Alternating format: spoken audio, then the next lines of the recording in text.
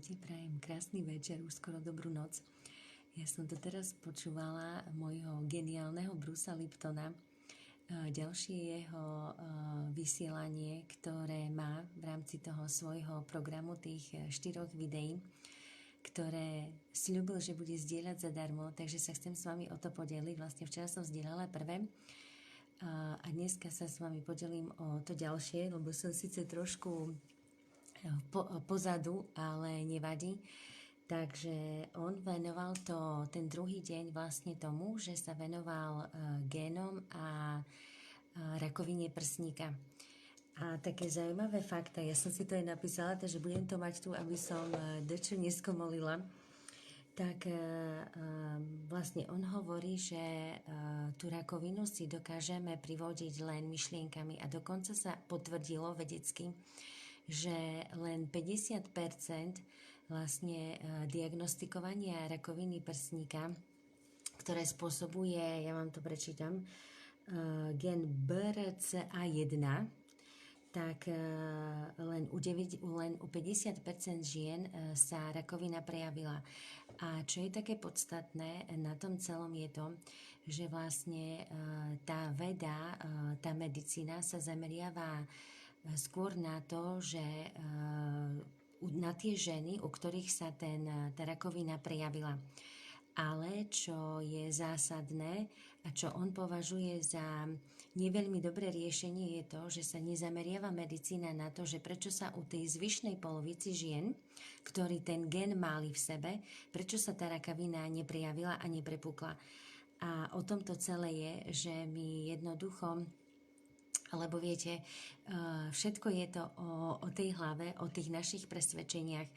A napríklad, keď je žena, príde k lekárovi a ten jej povie, že má nábeh na tú rakovinu, alebo že je v tých takých prvopočiatkoch, že to môže sa prejaviť ako rakovina, tak čo sa vtedy stáva v tej žene?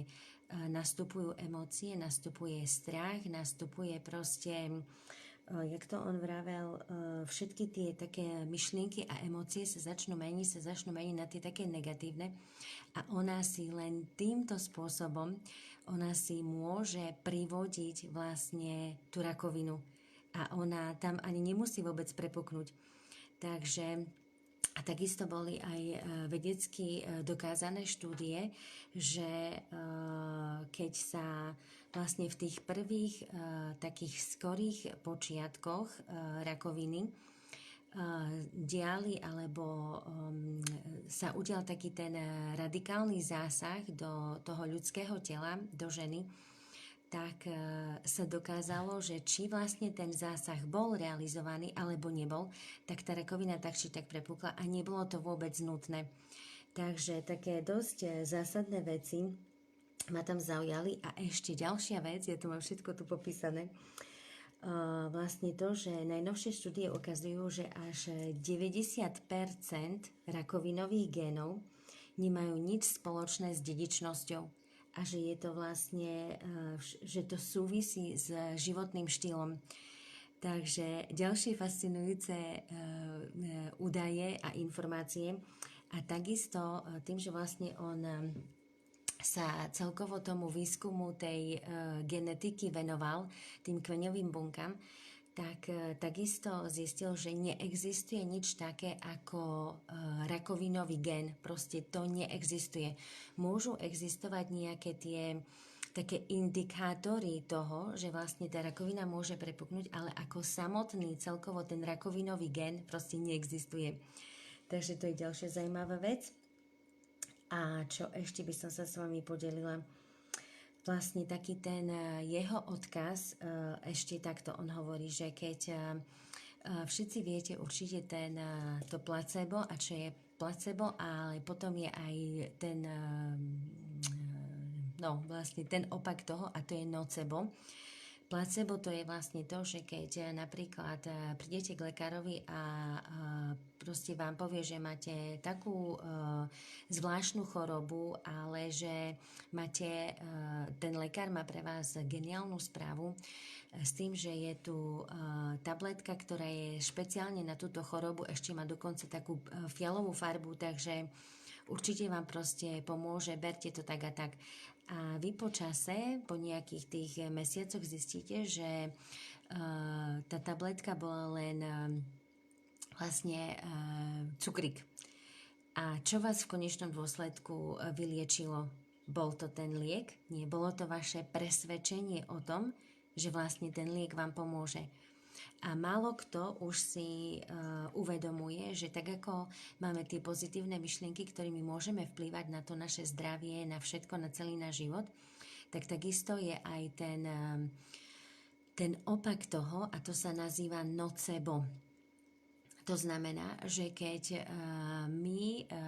nám lekár povie, že máme v sebe, ja neviem, nábeh na rakovinu alebo akékoľvek iné choroby, Alzheimer a podobne, dneska sa bavíme o rakovine, takže pri rakovine ostaneme, tak už len to je takéto semienko, ktoré do nás ten lekár ako kebyže zasial a my tým presvedčením o tom, že vlastne to už máme v sebe, tak to začne bujnieť. A my sami ako keby, že sme si privodili tú rakovinu na seba. Takže neskutočné a podstatné veci, a tým sa zaoberá tá epigenetika. Že nie je to v tých našich génoch, pretože, jak som už aj spomínala, až 90%, ahoj Ivi, až 90% vlastne tých rakovinových génov nemá nič spoločné s tou dedičnosťou. Je to o tom životnom štýle. Čiže my môžeme mať, epigenetika tvrdí to, že my môžeme mať, ja neviem, v sebe ten gén, ktorý hovorí, že by sme mali mať rakovinu napríklad, ale keď my to budeme ignorovať a my svojim životným štýlom, stravou, pohybom, tým, že sa nebudeme, že budeme eliminovať stres, že budeme to svoje telo vyživovať znútra, tak my týmto dokážeme spôsobiť to, že tie gény, ktoré tam, alebo tú predispozíciu, ktorú máme, tak sa vôbec, ale vôbec nemusí prejaviť. Čiže tak, jak sa hovorí, to presvedčenie, že v tej znalosti alebo v tom vedomí alebo v tom vedení, čo vlastne je tá veda epigenetika, tak do toho my dávame tú moc, tú silu. V tom je tá sila, v tom vzdelávaní sa. A preto ma to tak fascinuje, pretože veda možno málo kto, alebo drvivá väčšina ľudí o tom nevie a ja to vnímam ako moje poslanie deliť sa o to s vami, aby proste som predávala tú myšlienku, že naozaj je dôležité študovať, vzdelávať sa, pretože v tom je tá sila.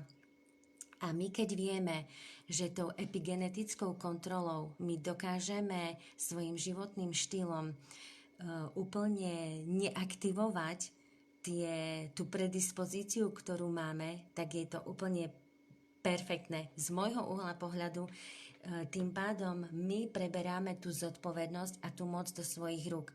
A o tom tá epigenetika celá je, pretože genetika tvrdí, že my sme obeťou tej našej dedičnosti, tej našej predispozície, ale epigenetika, ktorá je podstatne silnejšia, tvrdí, že jednoducho my máme tú moc tým, ako my vplývame na ten svoj život, aký máme životný štýl, my tým všetkým dokážeme to zmeniť a tie civilizácie korenia, v dnešnom prípade tá rakovina prsníku, o ktorej som sa bavila a ktorý sa bavil aj Bruce Lipton, tak vôbec nemusia prepuknúť.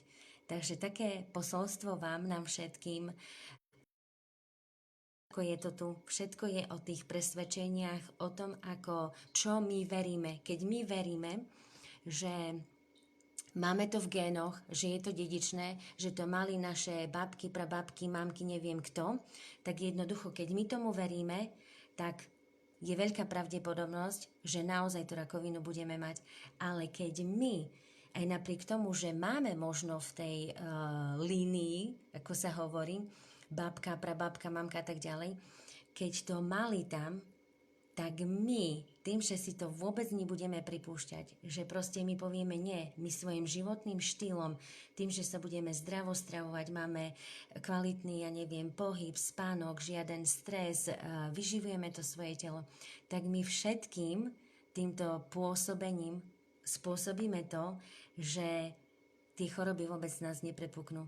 A to je to posolstvo dnešného dňa. Proste zoberme tú zodpovednosť do vlastných rúk a buďme nie obeťou, ale zodpovednými ľuďmi. Postavme sa k tomu proaktívne, pretože len tak dokážeme pomôcť sebe a pomôcť iným. Nebudem sa viacej rozvášňovať, lebo to je pre mňa vášnivá téma. Takže takto to ukončím a potom sa zase pripojím zajtra zase. Krásnu dobrú noc vám želám.